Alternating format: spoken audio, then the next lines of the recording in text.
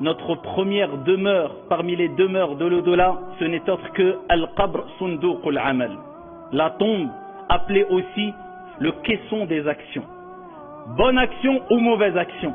Uthman ibn Affan radiyallahu anhu arda, lorsqu'il évoquait le paradis et l'enfer, il ne pleurait pas comme il pleurait lorsqu'il évoquait la tombe et la première demeure de l'au-delà ou lorsqu'il se trouvait au pied d'une tombe.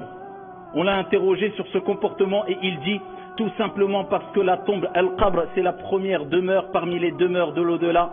Si cette demeure est bonne, le reste ne sera que meilleur, et si cette demeure est mauvaise, le reste ne sera que pire et plus mauvais. Al-Qabr. Est-ce qu'on s'est déjà posé la question, quel sera notre état la première journée ou la première nuit dans notre tombe? Et c'est ce qu'on va voir, Inch'Allah. Ayyuha al-ikhwatul kiram, il faut savoir que nous allons quitter un jour ou un autre cette vie d'ici-bas. Ce soir, demain, après-demain, Allahu A'lam, dans tous les cas, on est tous unanimes sur la réponse à cette question, est-ce que nous allons mourir? Oui, nous allons mourir. Kullu nafsin za'iqatul maut. Mais ce qui nous importe, ce n'est pas de savoir où et quand on va mourir, mais dans quel état on sera lorsqu'on va mourir. Et qu'est-ce qu'on a préparé pour notre mort? C'est le plus important. Amma, où tu vas mourir, quand tu vas mourir, ici n'est pas la question la plus importante à se poser.